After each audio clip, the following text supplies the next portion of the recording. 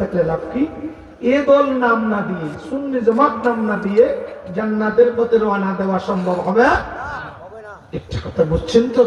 আরেকটু সামনে যে আল্লাহকে বলি, আল্লাহ আমরা কাদেরকে ভালোবাসবো?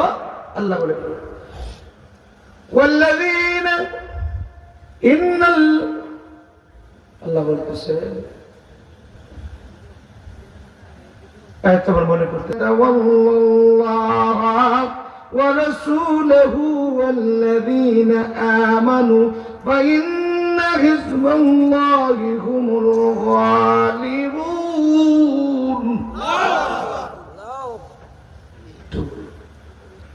মুমিন যারা, আল্লাহ ও রাসূল মুমিনকে বন্ধুরূপে যারা গ্রহণ করেছে, এই মুমিন মানে ইহানা আয় মুমিনে কামেল, আয় আউলিয়া, ওলি আল্লাহ রাসূল কোন সুবহানাল্লাহ। আল্লাহ রাসূল মুমিনে কামেল মানে শাহজালাল, শাহপুরান, শাহ মুস্তাফা, খাজা খান, জাহান আলী, বাংলার যত ওলি আছে, পৃথিবীর যত ওলি আছে, এদেরকে যারা বন্ধুরূপে গ্রহণ করেছে, এই ওলির পাগলেরা, ওলির প্রেমিকরা, বলতো আমরা ওলিদেরকে ভালোবাসি কি বাসি না? ওলিদেরকে, ওলির দলভুক্ত হইতে হুকুম আদেশ কার? জোরে বলতে হবে কার? এটা হলো আল্লাহর দল। এই আল্লাহ, আল্লাহর রাসূলকে, মুমিনদেরকে যারা বন্ধুরূপে গ্রহণ করেছে, ভালোবাসে, এই দলটা হলো হিজবুল্লাহ। এটা আল্লাহর দল। কার দল? আমরা কি আল্লাহর দলে থাকতে চাই কি চাই না?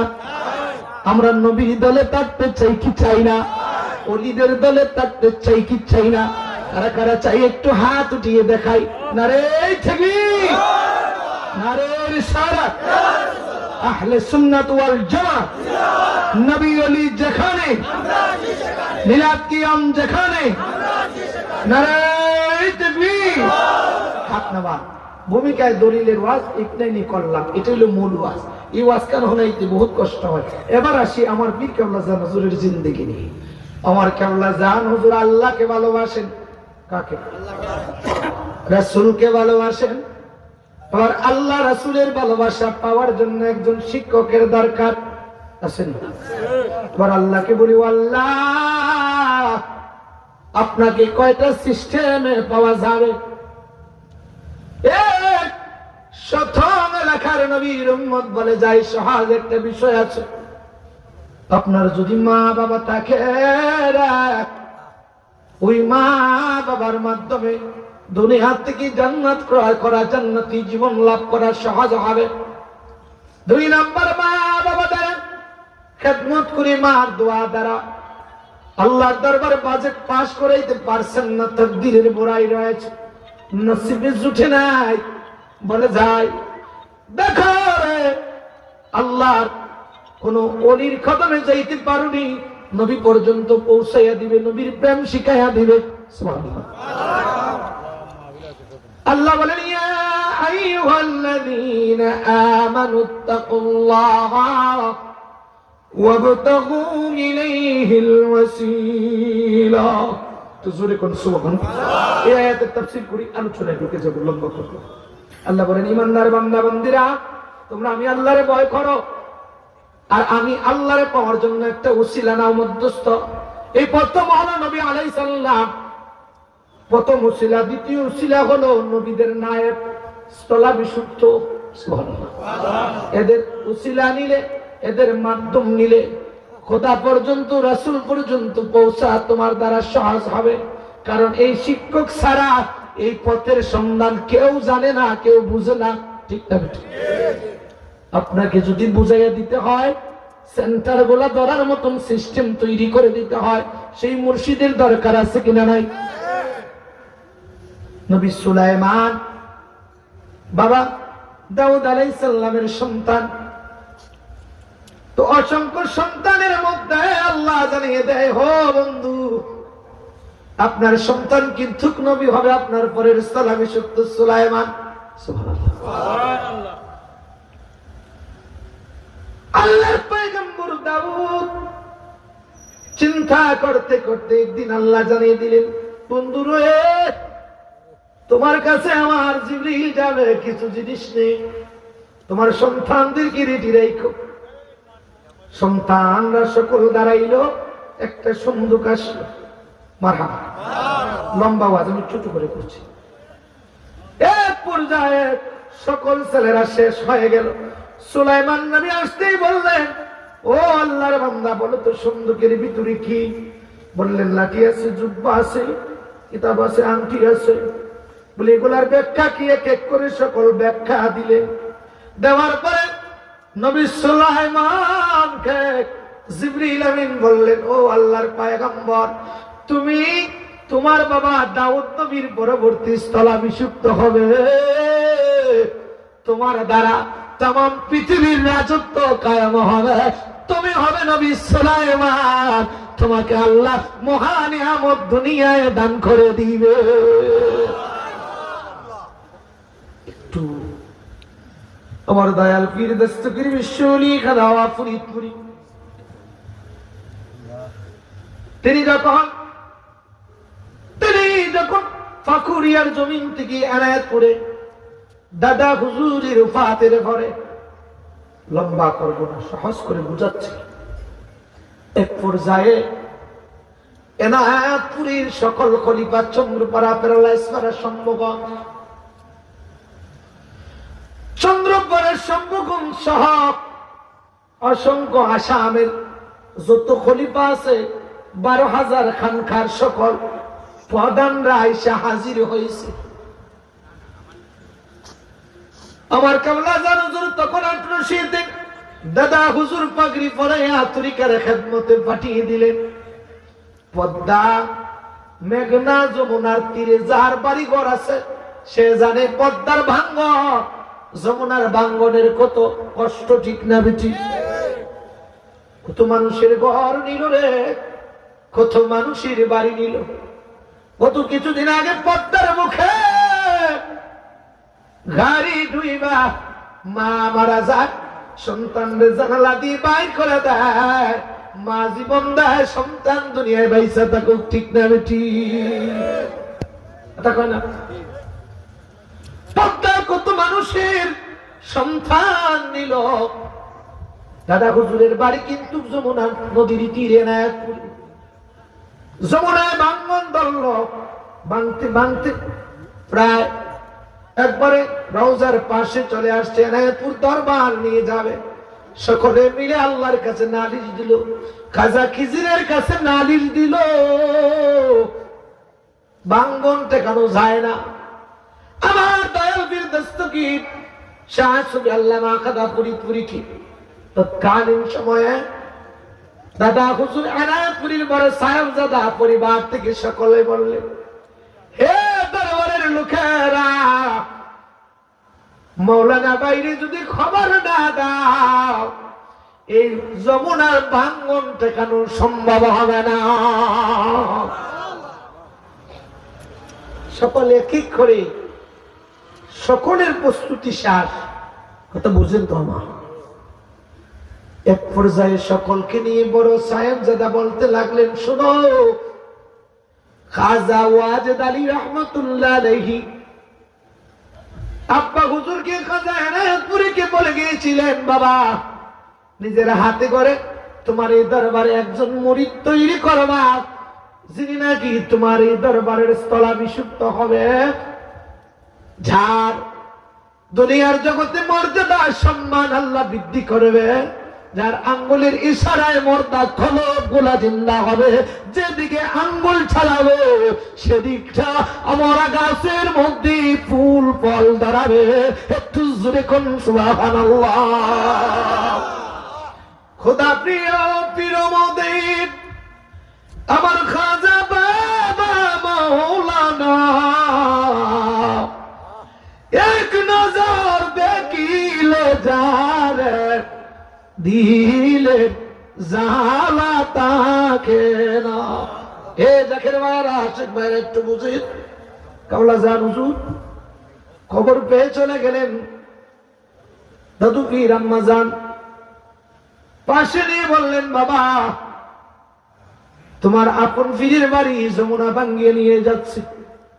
আমার দয়াল পীর চোখের চুল ছিঁড়ে দিয়ে যমুনার পারে দাঁড়াইয়া দাঁড়ায় কাঁদছেন আর বলছেন, 2 রাকাত নামাজ আদায় করে মোনাজাতে বলতেছেন, আল্লাহ, যে দরবার শরীফে থেকে তুমি আল্লাহরে ডাকার নিয়ম শিখেছি, যে দরবার শরীফে এসে তোমার হাবিবের প্রেম শিখেছি, যে দরবার শরীফে 40টা বছরের জীবন, অল্প খানা, অল্প ঘুম, অল্প কথায় জীবন গ্রহণ করেছি, আমার পীরের বাড়ি যদি আজকে যমুনা ভেঙে নিয়ে যায়, আমি দুনিয়ায় থাকা কলঙ্ক হয়ে যাবে। মাবুদ, আমি তুমি মাওলার কাছে খাজা খিচড়ির উসিলা দিয়ে, আমার পীরের উসিলা দিয়ে দরখাস্ত করি, আমার আঙ্গুল যতটুক জায়গা নিয়ে ঘোরাইলাম ততটুক জায়গা পর্যন্ত যমুনা যেন চর দিয়ে দেয়। একটু জোরে কোন সুবহানাল্লাহ। বাস্তব ঘটনা বানানোর ইচ্ছা গাই না, আজও যাবেন, আমি বলে দিচ্ছি। জান হুজুর একটা বাঁশ হাতে নিলেন, যমুনায় জাপ দিলেন, বরা নদী, সাঁতার কেটে প্রায় 3.5 কেজি থেকে 5 কেজি জমি পাড়ি দিয়ে একটা বাঁশ গাড়লেন, আঙ্গুল দিয়ে ইশারা দিলেন। আজকে যে আপনার সিরাজগঞ্জ বেলকুচি উপজেলা এনায়েতপুরে যে পঙ্গু হাসপাতাল, যেটা বাংলাদেশের মধ্যে পাবনার বড় হাসপাতাল যেটা বলা হয়, মেন্টাল হাসপাতাল সহ পঙ্গু হাসপাতাল সহ, এটা আমার খাজা এনায়েতপুরি আমার দাদু পীর প্রতিষ্ঠাতা করেছেন, প্রতিষ্ঠিত করেছেন। সেই মাদ্রাসা আমার সেই হাসপাতাল আমার কেবলাজান হুজুরের আঙ্গুলের ইশারায় যে জমিটা চর দিয়েছিল, সেই চরের মধ্যে হাসপাতাল তৈরি হয়েছে। জোরে জোরে কোন সুবহানাল্লাহ। আরে জোর করিয়া বুঝতে গেলে তোর গোটে রমজালা, কেউ বুঝিতে পারে না রে ওলি আল্লাহর খেলা, বাবা কামেল পীরের খেলা। একটু যখন সবকিছু সর দিয়ে দিল, কিছুদিন পরে আবার দরবার শরীফের সকল খলিফারা একত্রিত আপন পীরের বাড়ি। পীরের বাড়িতে মুরিদ যায় কি যায় না? ভালোবাসা আছে কিনা? বিশ্ব জাকের মন্দিরের কথা শুনলে জাকের ভাইদের কলিজা পাগল করা হয়েছে। যদি কেউ যায় আর একজন কোনো অজুহাতে যাইতে পারে না, তখন ঘুমরে ঘুমরে ঘুরে আর কান্দে আর বলে, আরে সবাই যায় মুর্শিদের বাড়ি, আমার যাওয়া হইল না। আল্লাহ, সবাই যায় মুর্শিদের বাড়ি, আমার যাওয়া হইল। কান্দে, বিকুল প্রাণী কান্দে, আরে যাইতে পারলাম না। সামনে ফাতিহা শরীফ, অনেক জাকের ভাই গুলা টাকার অভাবে সংসারের ঝামেলা যাইতে পারে না, তো কান দেখে হাজির হতে পারলাম না পীরের বাড়িতে। সেই মজলিসে হাজির হয়ে বসলেন শম্ভুগঞ্জের বিশ্বাস হুজুর, আমাদের চাচা যান সামনের পাশে বসে বললেন, ভাইজান, আমরা অনেক খানকার অনেক দরবারের খলিফার আসলাম, কাবলাজান হুজুর আপনারে 1 চামচ ভাত সম পরিমাণ খাবার খাওয়ায়া এই দরবারে আপনারে বহু কষ্ট দিয়ে হাতে গড়েছেন। ভাইজান, আজকে যে কাজ, গত সপ্তাহে যে কাজ আপনি করলেন, কাবলাজান হুজুর যদি দাদা হুজুরের কথা বলতেছেন, যদি দুনিয়ায় থাকতেন আর বলতেন আপনি কি চান, তখন আপনি কি চাইতেন পীর কাবলাজান হুজুরের কাছে? তখন আমার কাবলাজান হুজুর চোখের জল ছেড়ে দিয়ে বলেন, ভাই রে, তখনও যদি আমি কিছু চাইতাম, আমার পীরের কদম চাইতাম, যে আমার পীরের কদমে যেন আমি বাকি শেষ নিঃশ্বাস পর্যন্ত গোলামি করে করে আমি থাকতে পারি, সেইখানে আমি আমার নবীজির দরবারের ঘোরাক পেয়েছি। আমার নবীর চিনার এবং জানার, আল্লাহকে পাওয়ার সেই পথ খুঁজে পেয়েছি। আল্লাহকে যে পাইতে চায়, হযরত কে ভালোবাসা, আরশ কুরসি লৌহ কলম না চাইতে পাইল সে। আরে রাসূল নামের রাশিদার যেতে হবে খোদারি করে, নদী তরঙ্গ যে মজেছে ভাই দুনিয়াতে নিমিশে, আল্লাহকে যে পাইতে চায়। চাই কি চাই না? আচ্ছা বলুন তো, আল্লাহকে পাইতে গেলে দুই প্রকারের ইলম লাগে। কয় প্রকারের? আল ইলমু ইলমান ফাইলমু ফি কলবি ফাযালিকা ইলমুন নাফি ওয়া ইলমু আলা লিসানি হুজ্জাতুল্লাহ ইবনে আদম। সুবহানাল্লাহ। খালি আমরার জামানায় এই ওলি, নামান নবী আসার আগে অন্য নবীদের জামানায় ওলি আল্লাহরা আসিল কিনা নাই? যে আওয়াজ দিচ্ছেন বিশ্বাস আছে, আসে। যে নবী ছোট ভালো, সকল ভাইদেরকে হারাইয়া তিনি বলে দিলেন, জিবরাইল আমিন সিলেক্ট করে আল্লাহর নবী দাউদকে বলে গেলেন, ও দাউদ আলাইহিস সালাম, সুলাইমান কিন্তু আপনার পরবর্তী নবী হবে। কন্নামার হাওয়া, হাওয়ার গাড়ি হাওয়ায় চলে, তেলের গাড়ি তেলে চলে, বিনা তেলে চালায় গাড়ি নবী সুলাইমান। আমরা সেই মুসলমান, আমরা সেই মুসলমান। বিনা তেলে গাড়ি চালাইতে পারে কি পারে না? আল্লাহ একটা তথ্য দান করলেন। কোন বর্ণনায় মুফাসসিরিন বলছেন যে এটার ভিতরে একটা খেলার মাঠ, একটা ঘর এবং একটা বৈঠকখানা সহ, জিনরা সহ, অসংখ্য সৈন্য সহ এই তত্ত্বের মধ্যে নিয়ে সুলাইমান নবী যখন বলতেন তখন ওরা দিত। এটা কোনো তেল পানি লাগতো না, এটা আল্লাহর কুদরতের আশা। তিনি তাম পৃথিবী পরিভ্রমণ করতেন। তো নবী সুলাইমানের এক পাখি ছিল, নাম হুদহুদ। কথা বুঝুননি তো? কিছুদিন ধরে তারা দেখা যায় না, একদিনের মধ্যে। তিনি কোন হুদ পাখি, কই হুদুদ? অনেকজনে কিন্তু হুজুর পাইতেছি না তো, কই যদি না আসে কোন প্রয়োজন, অজুহাত, গ্রহণযোগ্য মতো অজুহাত না দেখাইতে পারে, তারে মেরে ফেলা হবে, জবাই করা হবে। সঙ্গীরা খবর পাঠাইছে, হুদুদ তোমার নবী সুলাইমানের কাছে গেলে তোমাকে মেরে ফেলবে। বাবারা উঠবেন, একটু কষ্ট দিতেছে না? দেখ কেন আমি কথাটা বলতেছি একটু বুঝাই। আমার নবীর জামানায় খালি ওলি না, প্রত্যেক নবীদের জামানায় ওলি আসলেন। কন্মার হাওয়া।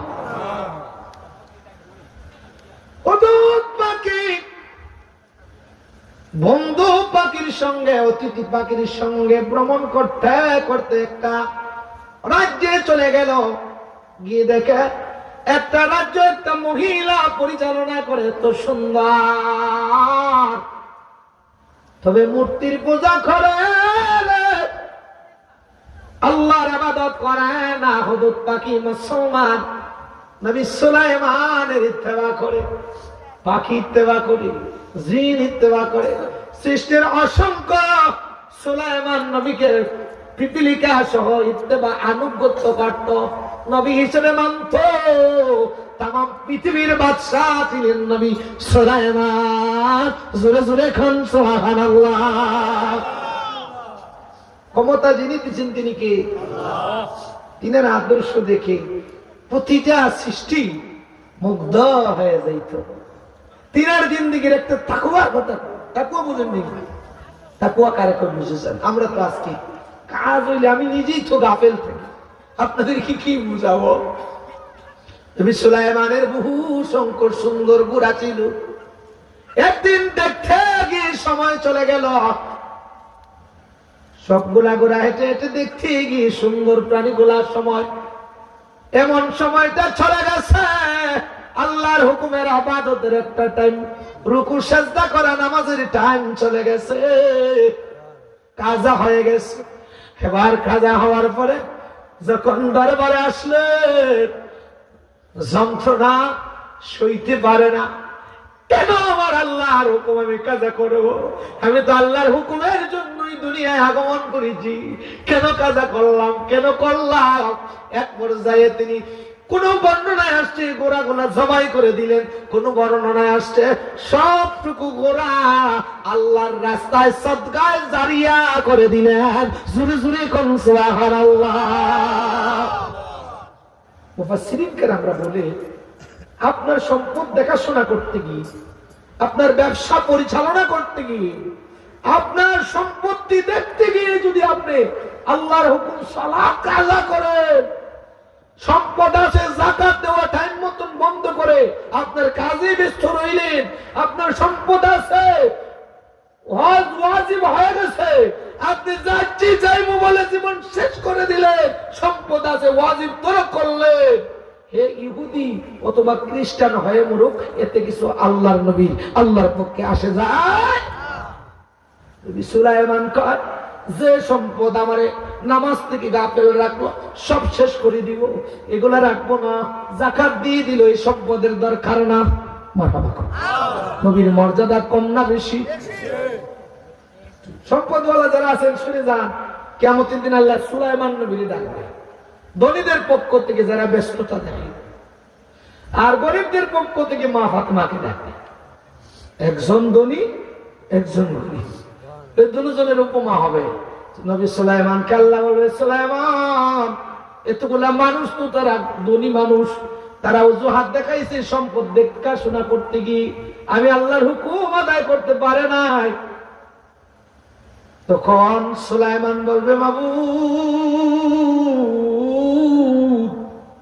তুমি যে নিয়ামত দিয়েছিল, আমি যদি বাকি জীবন তোমার কুদরতি পায়ে সেজদায় থেকে থেকে তুমি আল্লাহর প্রশংসা করতাম, শুকরিয়া আদায় করতাম, মাবুদ গো তবু তুমি আল্লাহর শুকরিয়া আদায় করার যে তৌফিক দিয়েছো, আমার যে ধনী বানাইছো, বাদশা বানাইছো, এই তিনটা নামের সম্মানের শুকরিয়া আদায় করা সারা জীবন সেজদা থেকে আমি সুলাইমানের পক্ষে সম্ভব হইত না।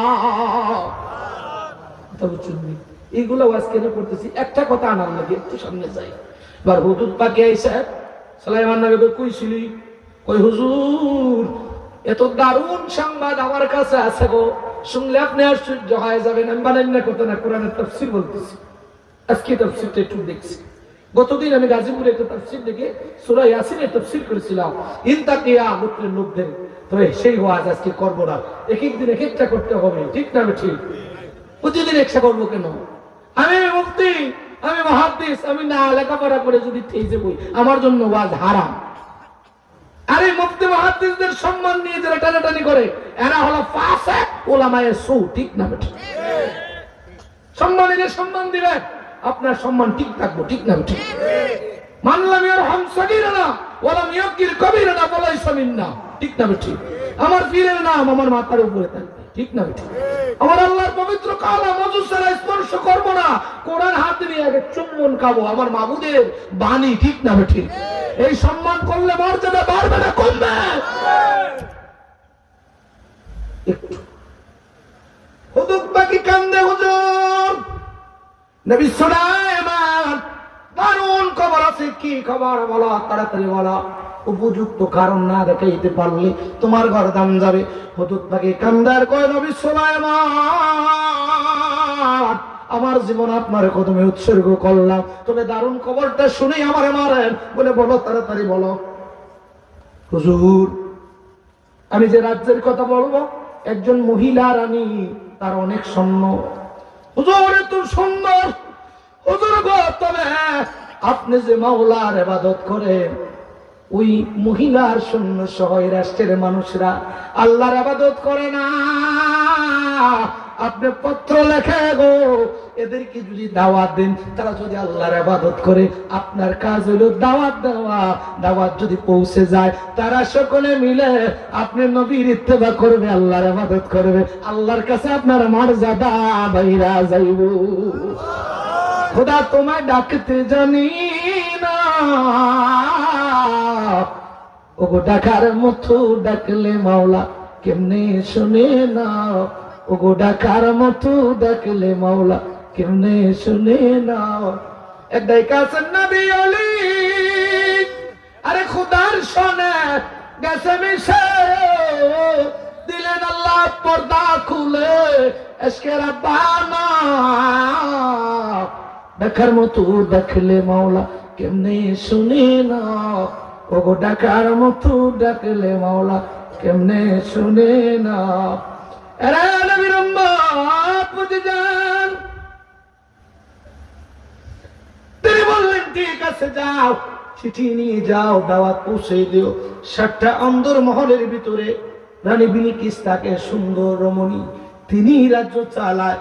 হুতুত পাখি সেই ঘরের ভিতরে চিঠি পাঠাইছে, রাজ্যের মধ্যে আন্দোলন লাগছে, এত দারোয়ান এত পাহারাদার থাকতে নবী সুলাইমানের পত্র কেমনে আমার কাছে আসলো? চিঠি পাইয়া রানী বিলকিস সৈন্যদেরকে বলল, দেখো বিশাল বড় আয়োজন, কি করা যায়? এবার তো যদি তিনি মুসলিম হয়, আল্লাহওয়ালা হয়, তিনি আমাদের স্বর্ণ রূপা হীরা মণি মুক্তা কিছুই গ্রহণ করবে না। সৈন্যরা বলল, আমাদের নেতা রানী বিলকিস শুনে যাও, আমরা কিছু নারী কিছু সম্পদ নবী সুলাইমানকে উপহার দিব। একটু জোরে কোন মারহাবা, মারহাবা ইয়া রাসূলুল্লাহ, মারহাবা মারহাবা ইয়া রাসূলুল্লাহ, মারহাবা মেরে আকা মেরে মৌলা, মারহাবা সালাতুন ইয়া রাসূলুল্লাহ।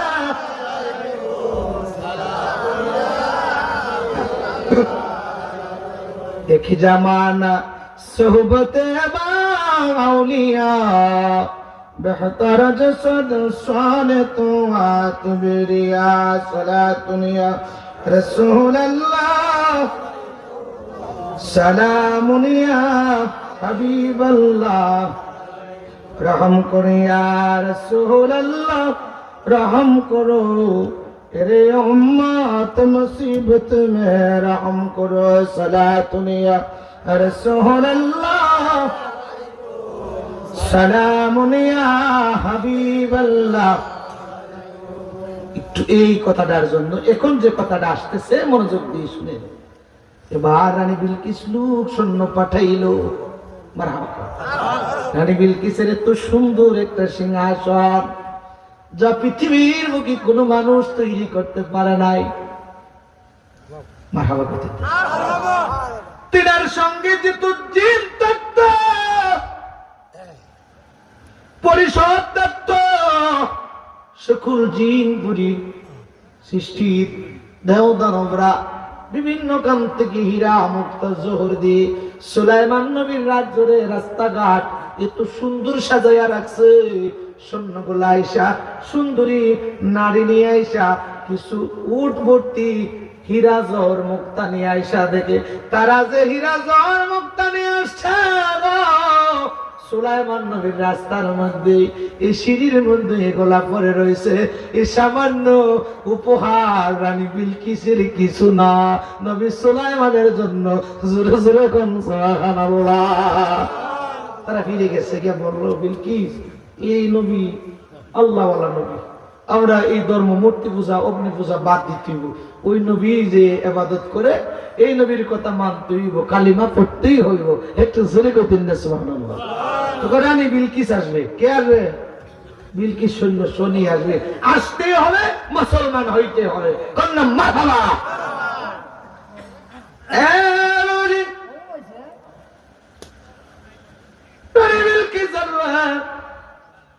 সুলাইমান নবী ডাক দিয়ে বলেন, বিসমিল্লাহির রহমানির রহিম। قال يا أيها الملأ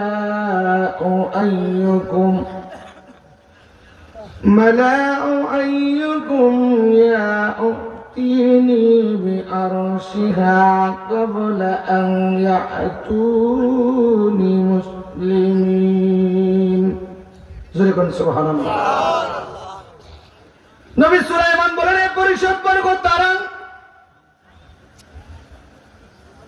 শোনো। নবী সুলাইমান বলতেছেন, তোমরা শুনে যাও, রানী বিলকিস আসবে। কে আসো তোমাদের মধ্য থেকে? রানী বিলকিসের সিংহাসনটা আমি নবীর কাছে সুলাইমানের কাছে মুহূর্তের ভিতরে তোমরা আইনা দেবা। পালা ইফরিতু মিনাল জিন্না আনা আতিকা বিহি ক্বাবলা আন তাকুমা মিন মাকামিক। একটু জোরে কোন সুবহানাল্লাহ। ইফরিত নামে একজন দৈত্য জিন বলতেছে, কই হুজুর, আপনি বসার থেকে ওঠার আগে আমি আপনার সামনে রানী বিলকিসের সিংহাসনটা এনে দেব। সুলাইমান নবী বলেন, না, এসে দ্রুত কে আমার কাছে এনে দিতে পারবে? আরেকজন ছিল আল্লাহওয়ালা নবীওয়ালা, সুলাইমান নবীর খাস একজন নবীর আদর্শে আদর্শবান ওই সুলাইমান নবীর সেই আদর্শবান সেই আল্লাহর ওলি ডাক দিয়ে কয়, ও আল্লাহর পয়গম্বর নবী সুলাইমান গো, চোখের পলক পালাইতে দেরি যতটুক সময় লাগে তত সময়ের ভিতরে আমি আল্লাহর বান্দা আপনি সুলাইমানের উম্মত আপনার কাছে রানী বিলকিসের সিংহাসন হাজির করে দিব। ৩৬ বছরে কারো জ্ঞানে তো পড়তে না, ৬ মাসের কালের মুর্শিদ দেজে ১৬ আনার দেজে ১৬ আনা দয়াল যারে ইচ্ছা তারে দিয়া মিলায় তাওহীদের মেলা, কেউ বুঝিতে পারে না রে ওলি আল্লাহর খেলা বাবে কামেল পীরের কে। সুলাইমান নবী কই, বাবা তোর তো মর্যাদা বাইরে গেছে। ওই কেমনে কই, হুজুর আপনি যেরকম আল্লাহরে ডাকেন আপনারে দেখে দেখে আমি আল্লাহরে ডাকি, আপনি নবীর ইত্তেবা করি, সেই জন্য আমি চোখের পলকে পৃথিবী পরিভ্রমণ করা আমি আল্লাহর অলির জন্য সম্ভব হইয়া যা। তার মানে সুলাইমান নবীর জামানার উম্মতের পাওয়ার আর আমার নবীর উম্মতের পাওয়ার কম না বেশি? এরা কয় সুলাইমান নবীর উম্মতের পাওয়ার মনে বেশি, এর লেগে তারা করতেছে না, মনে মনে কষ্ট হইতেছে। আল্লাহর নবী একজন নায়েব, আমরা বাংলাদেশে যিনি ইসলাম প্রচার করছেন সুলতানুল আউলিয়া শাহজালাল, সকলেরই এই মতন বইছেন পরিষদ বর্গদেরকে নিয়ে ৩৬০ জন ধাক্কা করতেছেন, কে আসো তোমরা আসরের সুন্নত নামাজ একদিনও কাজা করছো না, এমন কেউ আসো? সবাই সবাই চুপ, মনে তো নাও থাকতে পারে পড়ছে কিনা আসে, তবে আল্লাহর ওলি সুলতানুল আউলিয়া শাহজালাল ইয়ামানি বললেন, আমি নালায়েক আল্লাহর বান্দা নবীর উম্মত কোনদিন আসরের নামাজের সুন্নত কাজা করি নেই। কোন সুবহানাল্লাহ, মতটা এরকম এসেছে। শাহজালালের কণ্ঠের ধ্বনিতে যখন আজান পুকার দেওয়া হলো, শাহজালালের জবান দিয়ে যখন হুকুম দেওয়া হলো, ওই জবানের হুকুম ওয়ানসা আলানি লা উতি আন্নাহু, চাইতে দেরি হুকুম দিতে দেরি, আল্লাহ এই হুকুম রে গ্রহণযোগ্য করতে কবুল করতে মাওলা দেরি করে না। জোরে কোন সুবহানাল্লাহ। ওরে মুর্শিদি নামদার অন্তরে ভরা যাতা